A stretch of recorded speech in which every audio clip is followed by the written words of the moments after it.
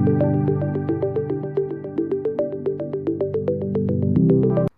दोस्तों, मैं हूं आचार्य डॉक्टर मोहन।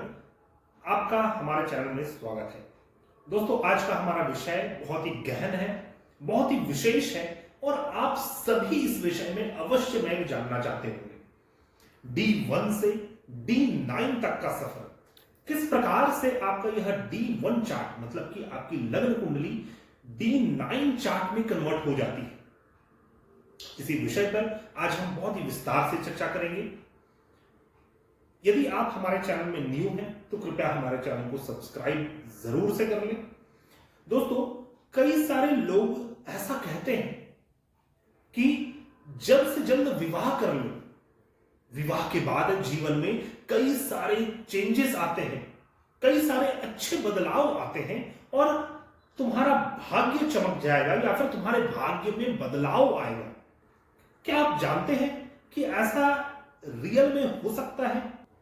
ऐसा लोग क्यों कहते हैं? इसके पीछे रीजन क्या है? ज्योतिष शास्त्र हमें इसके पीछे के क्या तथ्यों को बतलाता है?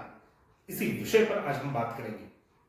दोस्तों, ज्योतिष शास्त्र में एक तो मूल कुंडली होती है जो कि आपकी जन्म कुंडली मानी जाती है।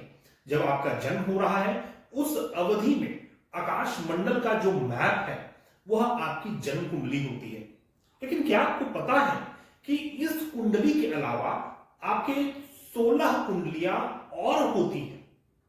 जीवन के हर एक क्षेत्र को लेकर एक विशेष कुंडली होती है जिसे हम षोडश वर्ग कुंडली में देख सकते हैं। षोडश वर्ग का अर्थ होता है 16।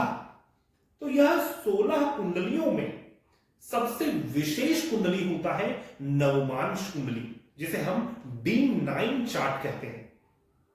तो जीवन में यह जो D9 चार्ट है यह बहुत गहन रोल प्ले करता है।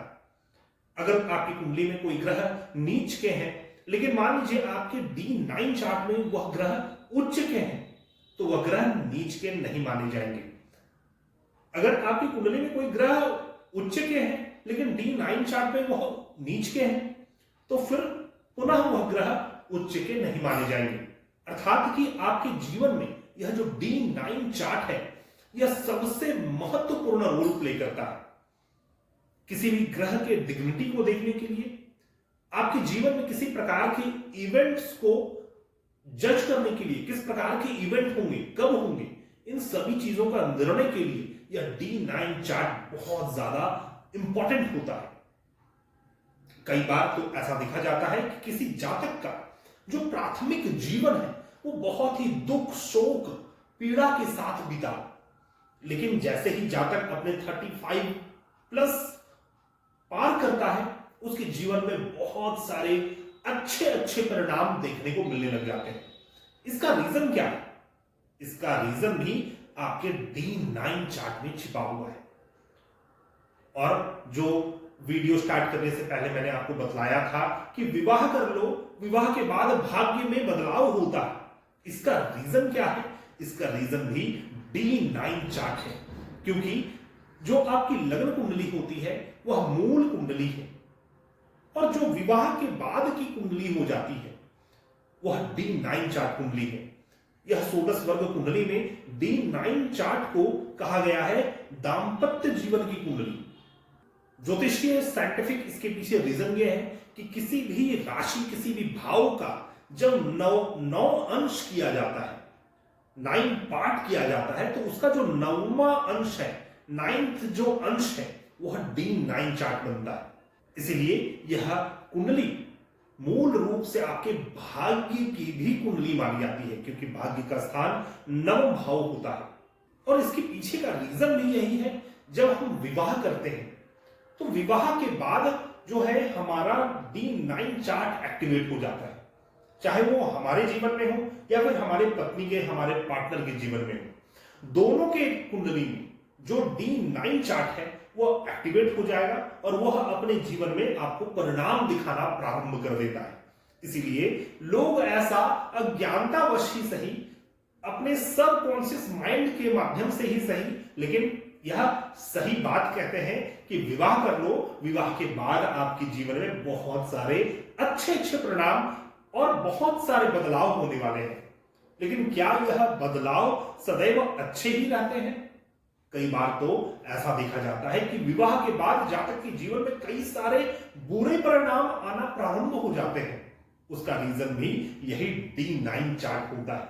इसीलिए इस वीडियो का जो टाइटल है वो रखा गया है D1 से D9 तक का सफर। जो हम पैदा लिए, जो हमारा अपना रियल अस्तित्व है, जो हमारा रियल अपना पर्सनालिटी है, जो भी हमारा थॉट प्रोसेस है, जो भी हमारा जीवन में हमें जन्म के साथ प्राप्त हुआ, वह हमारा D1 चार्ट है। और जहां पर हम पहुंचने वाले हैं, जिस प्रकार से हम पहुंचने वाले हैं, जहां पर हम अल्टीमेटली अपने डिग्निटी जो है हमारे जीवन का, वो हमारा D9 चार्ट होता है। और इसीलिए बहुत ज्यादा महत्वपूर्ण है कि आप जब भी विवाह के लिए आगे बढ़े या फिर विवाह के कुंडली का मिलान कर रहे हैं, तो लग्न कुंडली, चंद्र कुंडली और D9 चार्ट मतलब कि नवमांश कुंडली, इन तीनों का अध्ययन अति आवश्यक है। अभी वर्तमान में आपको दिख रहा होगा कि हाँ, अमुक स्त्री की या फिर अमुक पुरुष का यह जो D1 चार्ट है बहुत ही उत्तम है, बहुत सारे बड़े बड़े राजयोग बने हैं, मुझे तो इनसे शादी कर लेना चाहिए, विवाह कर लेना चाहिए। लेकिन क्या पता उनके D9 चार्ट में जस्ट उसके अपोजिट योग बन रहे हो। जो सुयोग था वह दुर्योग में कन्वर्ट हो रहा हो। और यदि आप D9 चार्ट का विश्लेषण किए बिना या फिर विश्लेषण करवाए बिना विवाह कर लेते हैं, तो उसका दुष्परिणाम, वह जो D9 चार्ट है, उसका दुष्परिणाम आपको भी अपने जीवन में देखने को मिलेगा। चाहे आपकी कुंडली में कितने भी बड़े बड़े राजयोग हो, चाहे आपके D9 में भी राजयोग हो, लेकिन जब आपके पार्टनर के D9 चार्ट में गड़बड़ी है, तो यह जो D9 चार्ट है, यह तो अपने दाम्पत्य जीवन का ही चार्ट होता है। तो यह आपके जीवन में भी कलेश, कलह और अशुभता की स्थिति उत्पन्न करेगा। तो दोस्तों, इस प्रकार से हमारा D1 चार्ट D9 में कन्वर्ट होता है। और ऐसा नहीं है कि जब आप विश्लेषण करेंगे, जब आपका विवाह हो गया है और आप किसी ज्योतिषी के पास जाएं, एस्ट्रोलॉजर के पास जाएं और उनसे विश्लेषण करवाएं, तो वो आपके D9 चार्ट का विश्लेषण नहीं करेंगे। मूल रूप से तो आपकी D1 चार्ट का ही विश्लेषण होगा। लेकिन ग्रहों के डिग्निटी को देखने के लिए, मान लीजिए बृहस्पति ग्रह की महादशा चल रही है, बृहस्पति ग्रह बहुत ही उत्तम योग का निर्माण कर रहे हो आपकी लग्न कुंडली में, D1 चार्ट में, और आप बहुत ज्यादा लेकिन अपने जीवन में परेशान हो, तो यदि आप किसी अच्छे ज्योतिषी के पास जाएंगे, तो वह आपके D1 के साथ साथ D9 चार्ट का भी विश्लेषण करेगा और वहां पर वह पाएगा कि आपके D9 चार्ट में बृहस्पति की स्थिति बहुत ही दयनीय हो रखी है। तभी आपको बृहस्पति की महादशा में, जो कि एक राजयोग बना रखे हैं आपके D1 चार्ट में, फिर भी आपको अशुभ फल प्राप्त हो रहा है। और उसी प्रकार जब आपका विवाह हो जाता है, तो विवाह के बाद आपके पार्टनर की कुंडली में भी आपके महादशा अंतरदशा वाले ग्रह को देखना अति आवश्यक है कि वह आपके लिए फेवरेबल हो रहे हैं या फिर आपके लिए फेवरेबल नहीं है। और नहीं है तो उसके अनुरूप आपको उपाय बतलाया जाता है, आपको रेमेडीज दी जाती है, और वह करने के बाद अवश्य में जीवन में आपको शांति देखने को मिलती है। तो दोस्तों, यह हमारा वीडियो इसी विषय को फोकस करते हुए था कि किस प्रकार से यह D1 चार्ट D9 में कन्वर्ट हो जाता है आपके विवाह के बाद। आशा करता हूं आपको यह वीडियो पसंद आया होगा। यदि आप हमारे चैनल में न्यू हैं, तो कृपया हमारे चैनल को सब्सक्राइब करें, हमारे इस वीडियो को लाइक करें, शेयर करें। हम मिलते हैं नए वीडियो में, तब तक के लिए धन्यवाद। जय हिंद।